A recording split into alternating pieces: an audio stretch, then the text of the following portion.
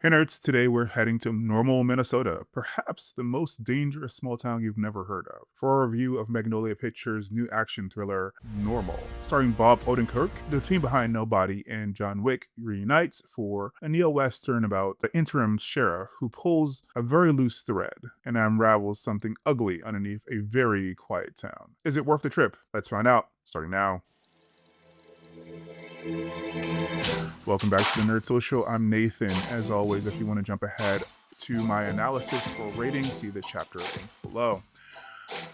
Normal opens up in 2000 theaters nationwide on April 17th, Magnolia Pictures' widest release to date. It runs 90 minutes and is rated R. Short, tight, and violent. Let's get into it. The spoiler-free logline for this film is Bob Odenkirk plays Ulysses, an interim sheriff dispatched by a federal agency to staff small towns that don't have their own law enforcement. He arrives in Normal, Minnesota, carrying some personal baggage, expecting a few quiet weeks. What he gets instead is a botched robbery, a dark secret buried underneath the town's cheerful exterior, and about 2 very bad days. The town is anything but its namesake. This film is directed by Ben Wheatley, a British filmmaker with a genre-bending body of work that includes Kill List, Sightseers, Free Fire, High Rise, and most recently, Meg 2, The Trench for Warner Brothers. I'll be upfront that I'm coming to Wheatley's work relatively fresh. My main frame of reference going in was a couple of episodes he directed during the Peter Capaldi era of Doctor Who. But after seeing this film, the credit that makes the most contextual sense to me is Free Fire, a single location action film set almost entirely in a warehouse, driven by character and small decisions, where every bullet seems to have its own identity. Wheatley is at its sharpest when the physical space is tight. The question with Normal is whether an entire town gives him more room than he needs and can handle. Wheatley himself has described the film as an inverted high noon rather than a sheriff fighting outlaws coming into town. Ulysses is fighting the town itself. That's the lens for what this film is actually trying to accomplish, and it's more interesting and also darkly funny than a standard conspiracy thriller setup. The screenplay is by Kolstad, the writer who created John Wick and co-wrote Nobody. Of course, what's worth knowing is that the script actually predates Nobody. Kolstad conceived it while they were making that film. It was originally called The Interim, after a failed attempt with another writer that wrote it himself, and the producers described the first draft as one of the best they've ever read. Kolstad has described it as a love letter to 70s paranoia thrillers. Hitchcock, De Palma, a film that starts slow and then once it hits a fuse doesn't stop, which I think I generally agree with, even if I don't necessarily agree with all the execution here, but I'll get into that later. The main cast consists of, as I mentioned, Bob Odenkirk, who plays Ulysses, and a reluctant interim sheriff. You know Odenkirk from his 15 seasons across Breaking Bad and Better Call Saul, and from his action breakthrough in, as I mentioned before, Nobody in 2021 and Nobody 2, the sequel that came out last year in 2025. He co-developed the story for Normal and produces. What's worth flagging about Ulysses specifically, Odenkirk spent 25 plus years as a comedy writer, SNL, Mr. Show, Tenacious D, before becoming an actor. And that background is present in this film, I think. Ulysses sees the world through an ironic lens. This is Odenkirk in a register that's generally native to him.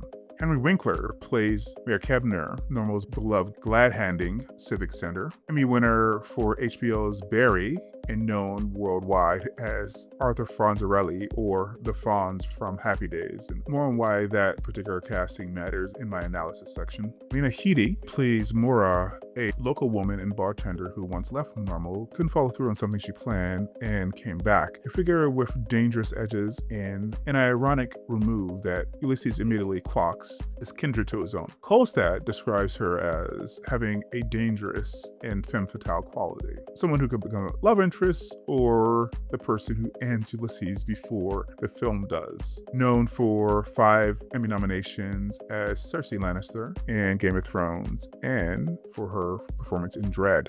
Jess McLeod plays Alex, the former sheriff's kid, the same sheriff whose passing brought Ulysses to Normal. That connection gives Alex a specific and layered relationship to everything Ulysses starts to pull on. Cloud is a Canadian filmmaker and actor whose short film work has been winning awards on the international festival circuit, and their next project, executive produced by Odenkirk himself, known to film audiences from Todd Field's Tar, the film's most interesting supporting presence, and I'll come back to that a little bit later. Speaking of that, I think I'm going to dive into my deeper analysis of this film now, but before I do that, if you're enjoying the review so far, please like and share. It really helps the channel out and helps people find the video. All right, with that, let's dig a little deeper. So let me start off with where the film sits in the lineage it comes from, because that context matters. Nobody, the 2021 Odenkirk-Kolstad film, worked because it built on a myth. Hutch Mansell, a retired killing machine, living a banal suburban life. And the pleasure of that film was watching the myth reassert itself through a man who tried to bury it. The action could be operatic because the character justified operatic action. There was a John Wick logic to it. This man is terrifying, and here's why. Normal, conceived, as I said, before Nobody debuted, not after, is a different proposition. Ulysses is a regular police officer, not a mythic figure, not a man with a particular set of skills that justify a body count. He's more, say, John McClane in Die Hard than John Wick. A guy who keeps getting hit and keeps getting back up. Driven partly by stubbornness and luck, but also, and this is what the character is actually about, by something in his past he's still wrestling with. An unresolved incident that keeps pushing him forward from job to job, and also through this particular situation when a smarter man would walk or run away. The emotional engine is what separates Ulysses from a pure everyman action lead. Odenkirk commits to it fully, but the ceiling on how spectacular the action gets is real. Ulysses is a cop, and this film for the most part respects that, which is both a principal choice and also a limiting one if you're expecting John Wick's / Nobody action.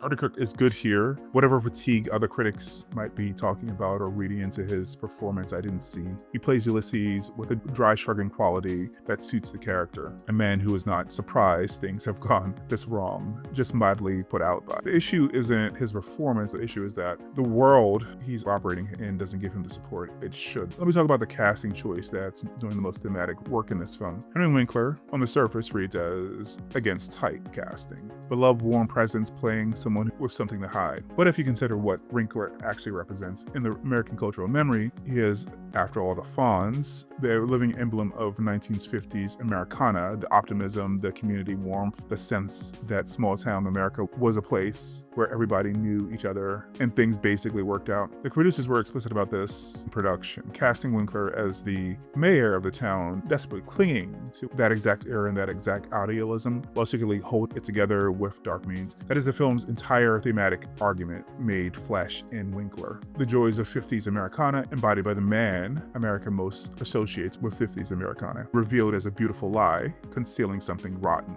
And if the film had fully committed to that idea, Winkler would have been the most unsettling thing in it. The casting concept, I think, is brilliant, if you think about it, but the character essentially goes nowhere. Kibner gets one good villain speech, explaining the town's arrangement with real clarity. And in that moment, you see exactly the movie this could have been. Then the plot moves on. The Fonzie metaphor is sitting there, fully loaded, and the film mostly leaves it on the table. I think that's the film's most significant missed opportunity. Lena Headey as Mora has a related issue with an important contextual wrinkle. She only had a few days on set, a few days for a character who is supposed to function as Ulysses' moral mirror and potential nemesis. I think what she does with those few days is genuinely compelling. There's a texture and an ironic distance to Mora that immediately marks her as something operating on a different frequency from the rest of normal. But I think the film needed more of her, and I guess her schedule didn't allow for that. I don't think that's a criticism of her performance. It's a production reality and perhaps a criticism of the writing. Worth mentioning separately is Brendan Fletcher as Keith and Rena Jolly as Lori, that hapless bank robbing couple whose botched job inadvertently blows the lid off of everything. They both do solid work in a limited register. They're playing people who are thoroughly in over their heads, completely befuddled by what they've stumbled into. Improvising widely to survive a situation has utterly outpaced them. Both are convincing in that register, and the film uses them as occasional plot levers when it needs them. They're not scene stillers, and I don't think they're meant to be, so they do their job. The supporting performance that does fully deliver is Jess McClude as Alex, the former sheriff's kid, the same sheriff, as I said, whose death is the reason Ulysses is in normal and an interim capacity. That connection gives the character a layered quality most of the cast doesn't get. Alex knows this town film and its history in a way that Ulysses is only beginning to understand. There's a specificity to McLeod's work, a quality, someone who's grown up knowing exactly where the bodies are buried, and literally and otherwise. They're the most fully inhabited supporting character in the film. I think there's a spatial intelligence to most of the set pieces. The film's commitment to practical and camera effects gives the violence a satisfying physical weight. One thing worth clarifying about the tone, the film is not playing it straight as a neo-Western thriller. It actually leans harder into dark comedy than Nobody does, not through over-the-top kills, but through the specific texture of fumbling improvisation. Ulysses and the characters not in on what's really happening in Normal or making it up as they go along, surviving an instinct and accident as much as competence. That gives the film a dark comedic energy closer to Conan Brothers sensibility than the John Wick lineage. Fitting since this is set in Minnesota as well, and there's no song. The kills can't be over the top because Ulysses is a regular cop, but they can be darkly absurd. They frequently are. I think the film invites comparison to other recent entries in a similar space. They Will Kill You from Warner Brothers, Zazie Beetz as a ex-convict infiltrating a satanic cult in a New York City high-rise, and Ready or Not 2, Here I Come, the Searchlight film starring Samara Weaving back as Grace, now hunted by 4 rival families. Worth noting here is that they're slightly different genres. Both of these lean harder into full-on horror comedy, where Normal sits in a darker comedic neo-Western territory, but they're all in the same general orb of one resourceful person versus corrupt, murderous institution. So I think the comparison is fair. For story coherence and action inventiveness, I'd rank Normal first among the 3. They Will Kill You second, and Ready or Not 2 third. None of them, though, I think match the elegant simplicity and tonal precision of the original Ready or Not from 2019, which remains a gold standard for this particular kind of film. If you haven't seen it, that's the one I'd prioritize because it's really a great movie. So what is Normal? I think it's a lean, darkly comedic neo-Western with a strong lead, one standout supporting turn by McLeod, and a central casting concept, Winkler, as a corrupt soul of 50s Americana that the film gestures at brilliantly without fully executing. But at 90 minutes, it doesn't overstay its welcome. It's fun, it's just not as fun as it should be or could be given the people who are making it. So, in my final analysis, Normal earns a dinner party rating or a 7 on our scale, or if you're unfamiliar scale, it's down below in the description. This film is worth watching and talking about, even if what you're sometimes talking about is what it could have been. Odenkirk is solid, McLeod is worth paying attention to, and there are actually sequences that land with real impact. One thing worth saying, and this is as much about Magnolia Pictures as it is about the film itself, there's a clear strategic play happening here in the production, and the producers aren't hiding it. Mark Provozio literally used the phrase birthing a new franchise in the production material. Magnolia is more of an art house distributor that has built its reputation on filmmaker-driven prestige fare. But prestige fare doesn't always pay the bills at scale, and we've watched A24 run a similar playbook with Alex Garland's Ex Machina, Annihilation, Men, and Civil War, trying to use a recognizable genre filmmaker and elevated action to build IP that could fund the rest of their slate.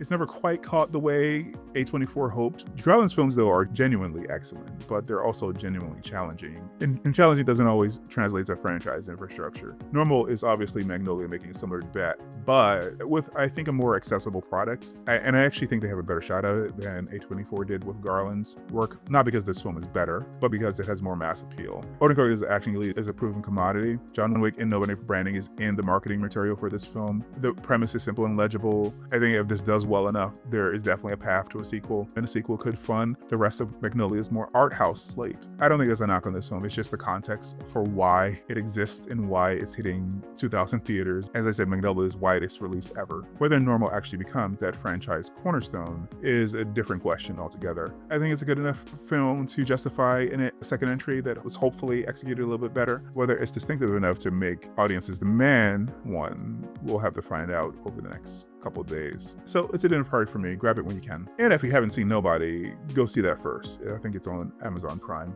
So, have you seen Normal? Did the John McClane energy of Odenkirk's Ulysses work for you? Or did you miss the mythic register of his Nobody days? And did the Winkler casting resonate as the meta-commentary it seems designed to be, or did the film not give him enough room to land it? Let me know your thoughts in the comments below. And if you enjoyed this review, don't forget to like and share. It really helps the channel out. And please subscribe and hit the bell notification for more in-depth analysis of film and TV. See you in the next one. Bye, guys.